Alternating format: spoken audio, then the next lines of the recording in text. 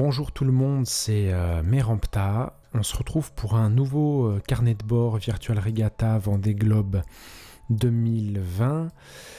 Donc je vais faire un petit peu le point sur ce qui s'est passé pour mon bateau, pour moi dans le jeu depuis quelques jours. Ça va être l'occasion un petit peu de vous éclairer sur mes choix stratégiques, si tant est que ça puisse vous intéresser. Mais en fait surtout l'idée c'est peut-être de déjà moi de faire un petit peu le point sur ce que je peux faire. Finalement faire cette vidéo ça me permet de prendre un petit peu de recul et de pouvoir éventuellement identifier des biais, des choses que je peux améliorer.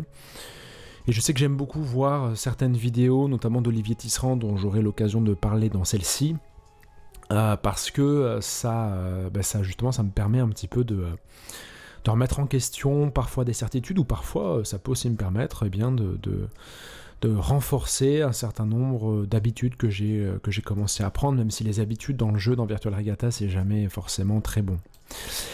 Donc voilà, là vous voyez quelques bateaux autour de moi, toujours mon ami Jean Fra 410 ici, là mon voisin lillois, gersois, quelques navires vraiment proches de moi, on voit que je suis pas très très loin de certaines pointures comme Armel Lecléache, Mathieu Crépel, mais je suis pas totalement dans l'option ouest, je suis pas très loin d'Alberto Bona qui est quand même actuellement, on peut le dire, le leader de la course virtuelle, et donc ici Hugo Boss, Alex Thompson. Donc si on prend la carte, on voit que j'ai un placement qui me plaît bien pour l'instant, qui est intéressant, même si on va parler un petit peu de ce qui s'est passé ces derniers jours.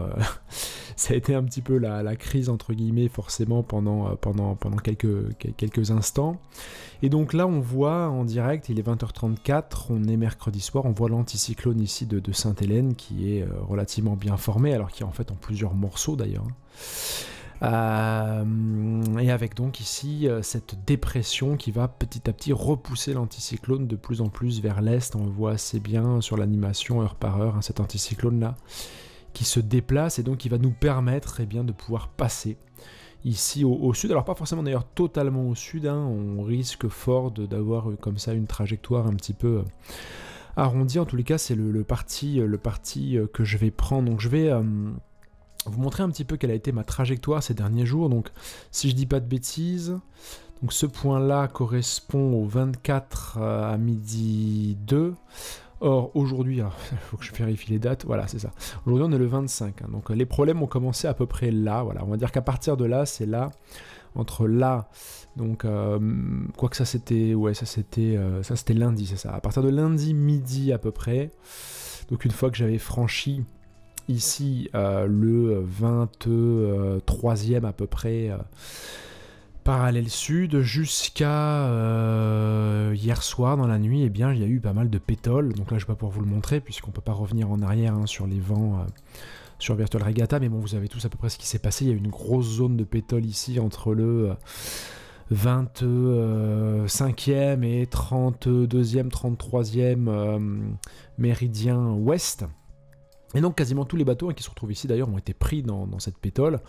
D'ailleurs j'ai pas de bateaux qui ont pris l'option Brésil, mais ça c'est une autre option. Moi c'est vrai que globalement tous ceux que je suis sont plutôt dans l'option sud. Alors certains l'appellent l'option ouest, parce qu'ici il y a une option plus est, et là il y a l'option africaine. Mais enfin il me semble quand même qu'on est plutôt dans une option à peu près tous sud, alors plus ou moins ouest. Voilà, il y a ceux qui ont pris l'option un peu plus est ici, avec notamment Olivier Tisserand justement, Nolive qui est là, on va en parler. Donc moi j'ai plutôt une position centrale. En fait, pour vous indiquer un petit peu ma stratégie ces derniers jours, donc quand je suis arrivé dans la zone de pétole, j'ai eu un doute. Très franchement, j'ai eu un doute. J'ai failli partir vraiment plein est pour essayer de m'en sortir. Et puis finalement, j'ai décidé de rester plein sud. Voilà, j'ai décidé de vraiment rester plein sud. Parce que les modèles météo étaient assez clairs sur le fait que l'anticyclone Sainte-Hélène allait se déplacer justement vers l'est, et que si on allait plus à l'est que le 25e ou que le 24e, on risquait fort de non seulement de se prendre un petit peu de pétole, mais en plus derrière surtout de se prendre l'anticyclone en pleine figure. Donc voilà, je crois qu'en fait c'est important quand on travaille sur Virtual Regatta, quand on route aussi à partir de QTVLM, c'est important à un moment donné d'essayer d'avoir un certain nombre de, pas de certitudes, mais d'avoir, parce qu'il n'y a jamais de certitude avec la météo, tout est très changeant, mais d'avoir en tous les cas une vision assez claire de ce qu'on envisage de faire à 10 jours. En ayant bien sûr conscience qu'il y aura des ajustements à court terme, à moyen terme, mais il faut avoir en tête un certain nombre de choses. Et donc, vendredi, samedi, dimanche, j'ai fait plusieurs routages sur QTVLM, aussi un peu sur Zezo, et globalement, on voyait bien que les différents logiciels de routage nous montraient pratiquement toujours la même chose. Alors bien sûr, on ne peut pas en tirer de certitude, mais quand sur plusieurs jours, on nous montre la même chose, même si on est dans une zone de vrai bordel, on peut se dire qu'il y a une probabilité importante, c'est pas infaillible, c'est pas à 100%, mais qu'il y a une probabilité assez importante quand même pour que ce que nous conseillent les routeurs soit sensé. Et donc c'est pour ça que finalement j'ai décidé de faire confiance, parce qu'il y a eu plusieurs routages sur plusieurs jours de suite, parce que la lecture aussi humaine que je pouvais faire de ce qu'on voit, de ce que les routeurs nous montrent, confirmer le fait que si je partais trop à l'est, je risquais vraiment d'être bloqué pendant très longtemps par l'anticyclone de Sainte-Hélène. Là, vous voyez, c'est la vision demain jeudi au début de la nuit. Là, on est jeudi à mi-journée. Là, on est jeudi soir. On voit très clairement que ceux qui sont plutôt à l'est vont un petit peu peiner. Et ça, c'est quelque chose qu'on voit depuis plusieurs jours. Alors bien sûr, il faut aussi parfois faire des paris, c'est ça aussi qui est, je trouve, beau dans le jeu, et qui donne du sel, c'est de faire de temps en temps des paris. On voit d'ailleurs ici que j'ai un petit peu douté, alors j'ai eu un doute limité, je ne suis pas parti plein est, j'ai eu un doute limité, et puis finalement, au moment où j'étais vraiment en pleine pétole, complètement ralenti, j'ai décidé de poursuivre plein sud. Et d'ailleurs là on voit que les routeurs, alors je vais vous montrer vous remontrer ce que me conseille QTVLM, mais c'est pareil avec Zezo, les routeurs me conseillent maintenant de partir vraiment pleinement sud-est. Moi très franchement je suis pas convaincu. Parce que l'anticyclone il va ici quand même être bloquant pendant un long moment. Et on voit bien que la route va être longue. Alors c'est vrai que c'est la route la plus courte, mais j'ai le sentiment qu'en contournant un petit peu, je pourrais peut-être bénéficier un peu plus du vent portant ici, de la dépression qui s'annonce, et elle aussi, qui est du coup visualisée, matérialisée, anticipée par les routeurs depuis très longtemps. J'ai envie d'en profiter un peu plus, donc je vais prendre une trajectoire un peu plus large. Ça c'est bon.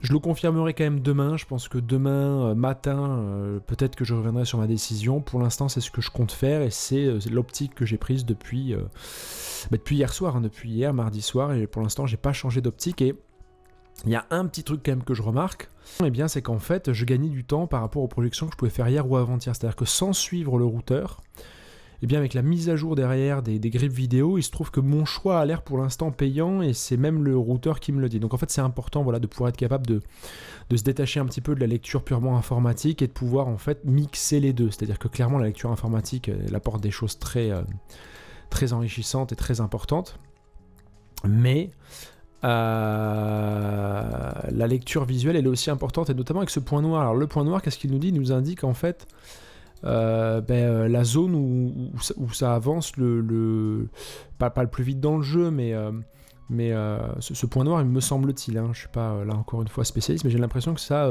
nous montre tout simplement le point le plus avancé de tous les chemins possibles qui ont été calculés par le routeur. Bon.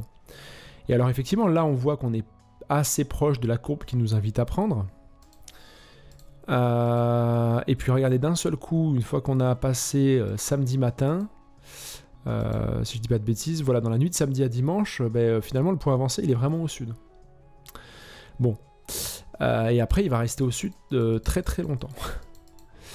Donc il me semble moi que j'ai envie de récupérer ce point un petit peu avant. Vous voyez, il nous invitera à aller au sud à partir justement du moment où la route sud devient la plus intéressante. Bon, c'est à voir. Après, il y a aussi la direction des vents, bien sûr, qui est à prendre en compte. On voit que si le modèle est juste, il vaut mieux se retrouver ici pour couper le vent, alors que si on est ici, on a le vent arrière et alors on n'avance pas. Donc bon, voilà, tout ça va être à peaufiner. Je veux bien sûr pas me retrouver autant au sud aussitôt, mais je pense que je vais prendre une trajectoire un peu plus un peu plus pour l'instant sud et même légèrement sud-ouest-sud. D'ailleurs on voit avec les traces ici qui sont affichées depuis les dernières mises à jour QTVM que c'est globalement les choix que font beaucoup d'autres bateaux. Moi je le marque un peu moins, hein, je suis pas du tout dans l'optique d'aller retrouver ce groupe ouest, très franchement j'abandonne cette idée là, mais voilà. Alors prenons quelques trajets quand même d'autres navires pour comparer un petit peu ce qui a pu se faire. Donc je vais par exemple regarder mon ami Jean. Donc mon ami Jean qui est ici. Donc on voit sa trace en noir, elle n'est pas très très visible. Bon bah lui globalement on voit qu'il a fait à peu près le même choix que moi. C'est-à-dire qu'en fait il avait pris du retard en fait au moment du poteau noir et même avant le poteau noir. Je ne sais pas si vous voyez bien la courbe, mais globalement nos courbes se suivent, on fait des choix à peu près équivalents. Il louvoie parfois un peu plus. Mais il a réussi lui à se sortir un peu de la zone de pétole pour prendre un peu plus de vent et d'ailleurs il a rattrapé un petit peu de son retard sur moi. Si on prend ici donc Olivier Tisserand qui est vraiment voilà, que je remercie pour tous ses éclairages, toutes ses lumières, notamment sur l'usage justement des routeurs. Alors lui on voit qu'il a notamment depuis 24-48 heures beaucoup hésité, il a beaucoup louvoyé. En fait, il a pris à partir, je crois, de dimanche, une option marquée vraiment est, sud-est-sud, pour essayer justement d'anticiper la pétole qui était visible ici et pour y échapper. Il a réussi à y échapper. Alors là, je ne peux pas vous le montrer, mais en gros, si on suivait alors, les vitesses de vent du moment, dimanche, il était derrière moi. Alors, quand je dis derrière moi, c'est vraiment simplement du nord au sud. Je ne prends pas en compte la distance est-ouest, hein, vraiment nord-sud. Pour l'instant, c'est un peu ce qui nous intéresse pour contourner Sainte-Hélène. Donc, il était au nord de moi d'environ 6-7 heures, quelque chose comme ça. Je pense, hein, sans dire trop de bêtises, au moins 5-6 heures. Et mardi matin, il était plus au sud que moi. Voilà. Donc mardi matin, si je dis pas de bêtises, c'était à peu près à ce moment-là. C'est-à-dire que avant qu'il fasse ces virements-là, quand il s'est retrouvé là, moi j'étais plus au nord que lui. Il était en train de me contourner et il avait vraiment repris beaucoup de temps. Et là, on voit que finalement, j'ai à peu près repris l'avance qui était la mienne. Et cette avance que j'ai reprise, c'est aussi lié au fait que finalement, j'ai essayé de varier le moins possible de mes choix initiaux. Je sais qu'Olivier Tisserand avait pendant très longtemps décidé de rester à peu près au 25e, 26e, 27e ouest, justement pour être à peu près au centre de l'anticyclone de Sainte-Hélène avant de commencer à l'aborder, avant de passer le 30e ici sud. C'est ce qu'il expliquait dans ses vidéos. Il a fait un choix différent qui aurait pu être très payant. Très franchement, à un moment donné, moi, quand j'étais pris dans la pétole ici, je me suis vraiment mis à douter. J'ai cru que j'avais fait un très très mauvais choix. Et quoi qu'il en soit, de toute façon, j'ai fait quand même un mauvais choix parce que si j'étais resté ici, vraiment plein sud, je pense que je serais plus avancé et mieux placé aujourd'hui. Clairement, j'ai aussi un peu louvoyé. Mais voilà, il a pris ce risque-là qui aurait pu être très payant. Et puis finalement, l'évolution des vents fait que il se retrouve aujourd'hui moins placé, je pense, que ce qu'il aurait voulu le faire. Alors quelle leçon tirer de ça ? Il n'y en a pas, hein, parce que encore une fois, il aurait très bien pu finalement se retrouver largement devant les autres. C'est faute à pas de chance, c'est aussi beaucoup, je trouve, de courage. Et moi, je lui tire mon chapeau parce que il a pris une option marquée et de toute façon il faut être capable de le faire au moins une ou deux fois dans le jeu si on a envie d'accrocher des places intéressantes. Voilà. Moi en tous les cas ça, vu que je vise pas le top 100, on va être clair, hein, ça me confirme dans l'idée que le routeur peut nous aider à anticiper une stratégie à moyen terme, voire à long terme. Alors bien sûr à plus de 10 jours on sait que les routeurs sont pas fiables du tout, mais quand on fait des routages plusieurs fois par jour sur plusieurs jours, on peut avoir une petite idée de la trajectoire globale qu'on va prendre quand même ensuite sur une période de 10 jours. On peut avoir cette idée-là. Et je crois que il faut être capable parfois de pas trop en sortir. Alors on va être clair, ça permet pas de bondir en avant au classement. Mais ça permet d'éviter peut-être une reculade trop importante.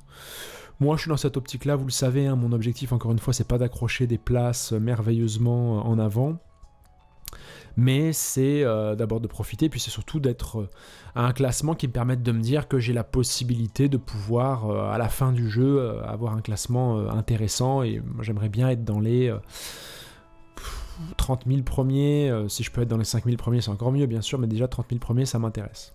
Bon, là, le classement, il veut pas dire grand-chose, hein, parce que si je dis pas de bêtises, ces bateaux-là sont par exemple mieux placés que moi. Ah non, alors non, il y a eu un recalcul.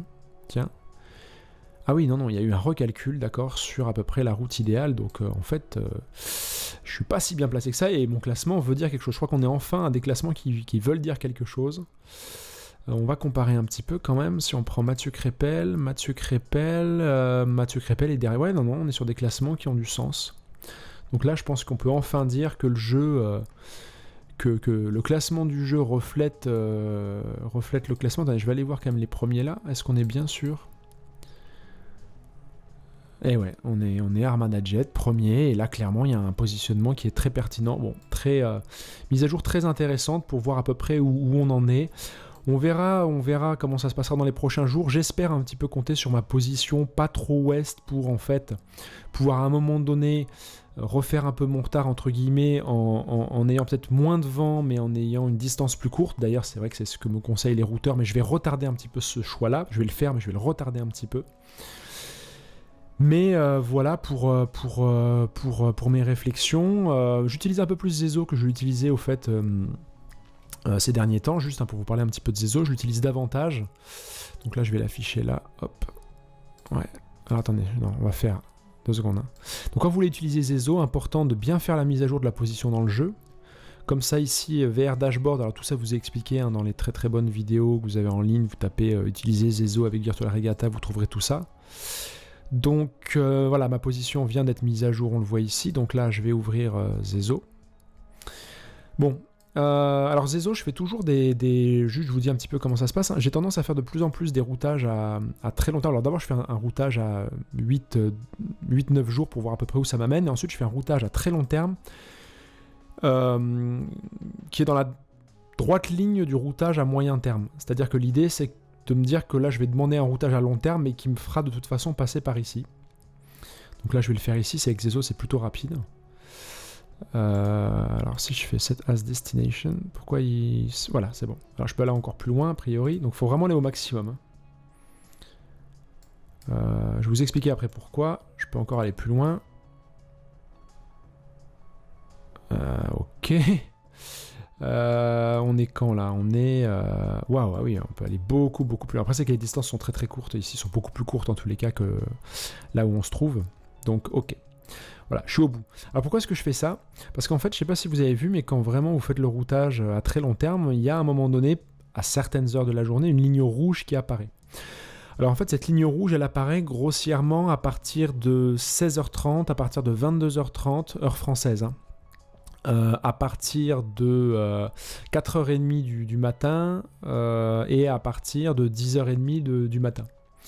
Et en fait, il faut savoir qu'à partir des heures que je viens de vous indiquer et pendant 2 heures, les grids sont mis à jour progressivement par paquet dans Zezo et dans Virtual Regatta à peu près en même temps. Zezo pour le coup est vraiment très fidèle aux informations qu'il y a en temps et en heure sur Virtual Regatta. Et pourquoi est-ce que je vous dis ça? Parce que pendant ces créneaux de 2 heures où il y a une mise à jour justement progressive, on a une ligne rouge qui apparaît. Alors que nous dit la ligne rouge? Imaginons que la ligne rouge soit là, elle nous dit que toutes les données qui sont entre le bateau et la ligne rouge concernent en fait des données qui ont déjà été mises à jour. Donc c'est vraiment le vent le plus récent, c'est celui qui est dans le jeu. Et c'est celui qui est dans le jeu pour les 6 prochaines heures. Et puis tout ce qui est au-delà de la ligne rouge, en fait, ça correspond au run d'avant, donc aux données du vent qui sont en train de disparaître et d'être effacées peu à peu. Donc pourquoi c'est important de l'avoir à l'esprit? Parce que là, faire un routage à ce moment-là, c'est un peu risqué. C'est-à-dire qu'il faut vraiment prendre en compte que ce que Zezo vous conseille avant la ligne rouge, mais ne prenez pas en compte ce qu'il vous conseille après. Voilà, en gros, l'idée, c'est un petit peu ça.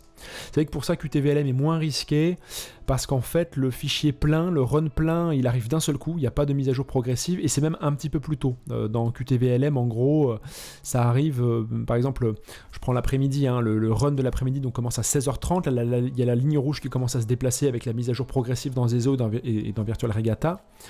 Et au bout de 2 heures, la mise à jour est complète et le run est complet. Alors que QTVLM, ça va arriver qu'à 18h. Par contre, à 18h, on a tous les vents. Donc, ce qui peut être en fait utile, moi c'est comme ça que je fais, c'est qu'en fait à partir de 18h10, 18h15, et donc je fais pareil à à minuit. Alors je fais pas ça la nuit, hein. On va être clair, la nuit je le fais pas. Mais je fais pareil après à partir de 6h30 du matin parce que c'est l'heure à laquelle je me réveille. Et je fais ça aussi dans la matinée à partir de du coup midi et quart. Donc vraiment quand on arrive à un quart d'heure du moment où la mise à jour complète, où les nouveaux grids sont intégrés à Virtual Regatta au jeu, à partir de ce moment-là, moi, je travaille sur QTVLM, j'anticipe. Voilà, je regarde à peu près le trajet que je vais prendre. Et ça me permet du coup, au moment où le run est complet dans le jeu, eh bien de pouvoir là balancer mon routage dans le jeu. Voilà. Et du coup, je sais que pour 6 heures, les vents seront comme ça, les vents bougeront pas et que mon routage est bon. Donc en fait, comment je fais, hein, je repère un point sur QTVLM à 6 heures, donc au moment bien sûr où je vous l'indique. Hein. Donc je repère par rapport à ce qu'on m'indique, je repère un point à 6 heures, je note la référence et ensuite dans Virtual Regatta, eh bien je vais avec l'outil Waypoint, je vais matérialiser l'endroit où je suis censé être à 6 heures, les moments bien sûr où je suis un peu fidèlement QTVLM. Vous avez compris qu'en ce moment je suis en train de m'en éloigner un petit peu. Donc je matérialise un waypoint à 6 heures, le waypoint donc, que j'ai repéré dans Virtual Regatta, et ensuite j'utilise le routeur intégré au jeu pour optimiser ma trajectoire, puisque de toute façon je sais que pour les 6 prochaines heures, sur les vents je suis bon. Donc voilà, c'est comme ça que je fonctionne, sauf depuis 24 heures où là vraiment je fais un petit peu à ma sauce. Là je suis vraiment en train de pas du tout respecter QTVLM, hein, c'est assez évident, on voit la trajectoire que je prends ici, qui est plutôt marquée sud, et donc ce que me conseille QTVLM, bon, on verra, peut-être que c'est une erreur, mais enfin, encore une fois, quand on prend la projection, hein, on voit clairement que il me fait me diriger vers des vents à un moment donné un peu plus faibles. Alors, je devrais les contourner de justesse, mais enfin, sans certitude. Donc, je pense que je vais attendre un tout petit peu avant de me lancer.